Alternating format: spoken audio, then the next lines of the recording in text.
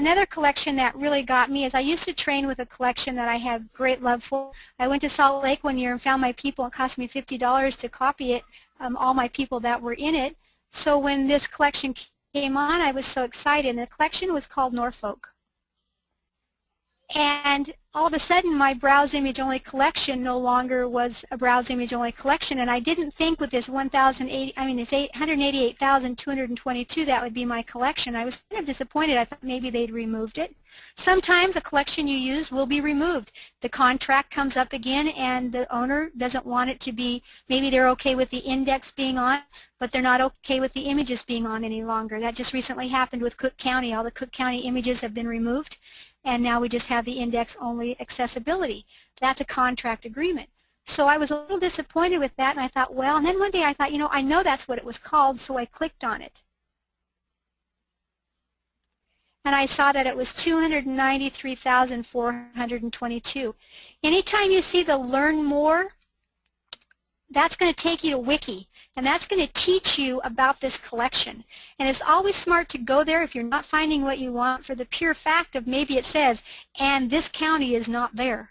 This county was never there. So you've looked and looked and looked, and you're madder than a hornet because it wasn't there. It's because it never was. So Learn More will take you to the Wiki articles. Next week will be the Wiki class, and I'll be teaching on FamilySearch Research Wiki and how that goes. And right here, we'll just click on the browse through 293,000 images. And here were all my parishes. I was so excited. I was looking for my little Crimplesham.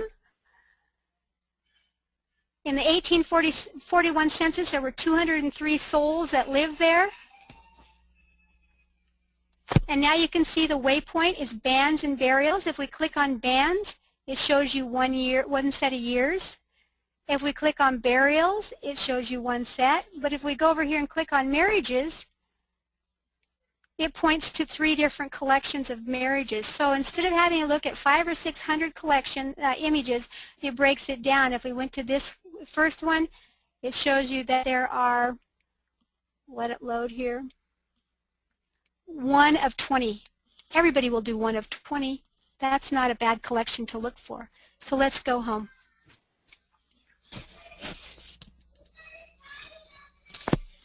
So when you go to the browse to the all record collections, we've typed in places, we've typed in Crimplesham, we've typed in Ohio, we've typed in Illinois. So you get the logistics of using a place for that,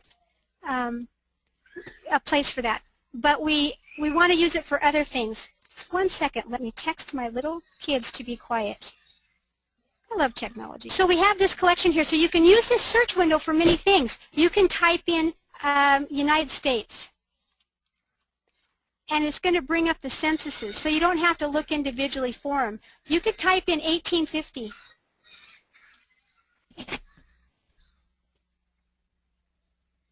And it's going to bring up collections that have 1850 in it. You could type in World War. A collection I want to show you tonight is pretty clever. It's this World War II draft registration. It's got 9,492,000, and it's not a complete collection. And we're going to click on that. This collection is pretty clever. If a man was born between 1877 and 1897 and still alive in 1942, 1941, I think even maybe earlier, he had to register. It's called an old man draft registration. And you can see that not all the places are here yet. But let's type in one. Let's just type in the name Odin. And let's just choose Anson. It has the index, and it also has the view image. This is a 2-page collection. You have to look at page 1 to get to page 2, and then look at page 2. Shrink it down where you can look. You can see that men born on or after April 28, 1877 and on before February 16, 1897 had to register. We pick up the address. We pick up the date of birth. A lot of the collections, a lot of times we find them, it'll say they were born in Indiana, but this collection is really good about putting the place they were born. It also gives us a place of who will know their address, and it gives their signature. So if we click on the arrow over here, it will take us to the page 2. And it also gives us a chance to use the rotate button over here on the right-hand side. And we can small it down so that you can see it. And it gives a description. He's white, 5'9½", 145 pounds, blue eyes, brown and gray hair, ruddy complexion, and he's got a tattoo on his left arm. That's good stuff. That's what kind of makes you be able to view and to see him. That's called the World War II draft registration. Let's go home. You can type in, let's go to all record collections. You can type in the word Catholics up. You can type in the Catholic and it'll bring up the Catholic records. You can type in the word probate. You can type in the word marriage. You can type in the word California. You can see that we have 25 collections. Pay attention to this collection right here. This collection is amazing. It's a browse image only collection. It came to us in October of 2012. This one right here is collections of the California Genealogical Society.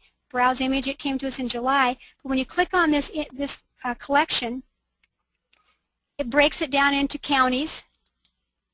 And let's just pick Fresno. And then it has the birth index.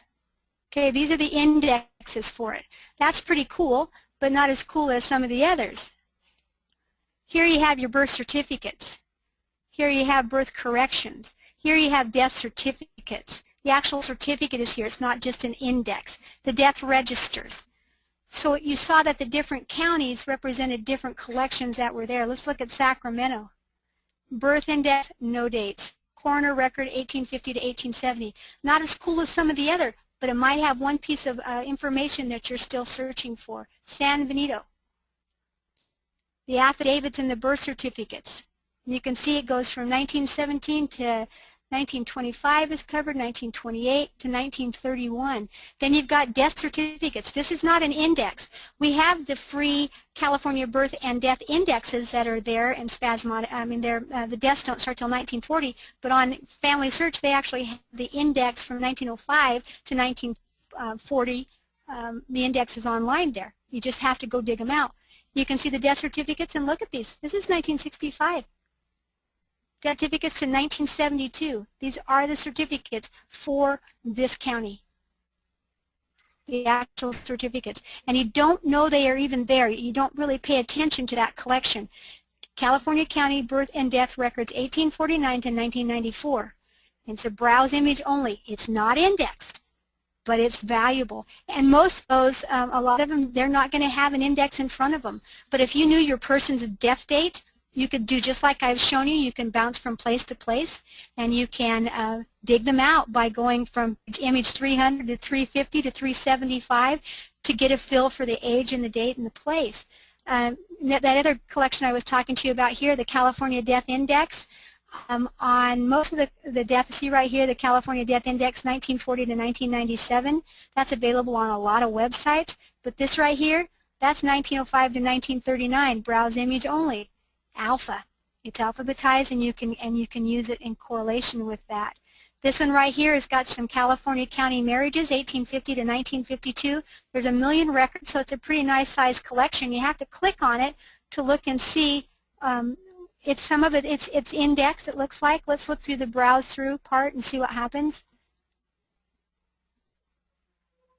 I want you to see that sometimes this is ugly. The digital folder number, that's like looking for a needle in a haystack. But it's indexed, so you could just type in your name. Let's see what happens. We'll type in Odin. I don't know if any Odins went to California or not. And you can see Nancy's there. Image is not available, but I have the index right there. So those are some collections. That's a Los Angeles County one. Those are some collections. You've got to go to your specific area. If you said to me, Jan, I'm looking in Rhode Island, I would say go to all record collections. In the search window, type Rhode Island.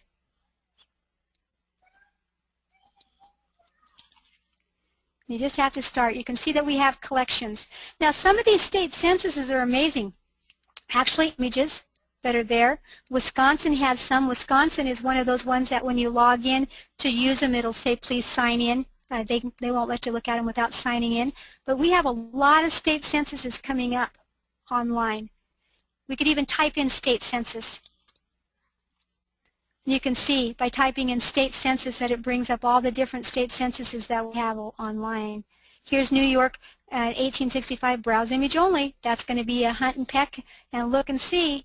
But you can see that there are many of the states that have those. Here's the Wisconsin ones from 55 to, looks like 65 isn't on there, but those ones are right there and available. You will have to log on. If you're not logged on, it'll say please log on to view these images. There's a camera, there's an image. That one right there, not going to have an image, not going to have it. It's an index only. You could even type in that, merchant. You can see we have a couple of collections with merchant, 3 collections. Someone asked in the last class about prisoners, and you just start typing prisoners and it brings up 3 collections that have the word prison in it. So any word you can think of to put there, let's put registers. We've got 56 collections that have the word register in them. You can put dates, 1790. Whoops. And you can see that by putting in 1790 you've got there. A lot of people like to use these avenues. They want to click on United Kingdom and Ireland. There's 100 collections.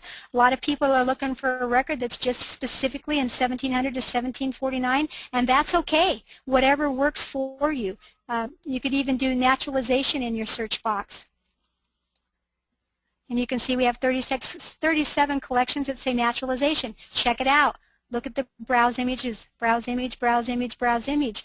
Those collections people avoid like the plague because they can't make them sing, they can't make them work, and yet they're cool. A lot of them they're not as scary as you think because they have an index in the front of them, and some of them are just as scary as this one over here that has almost 2,000 images to look for one name. Let's go home.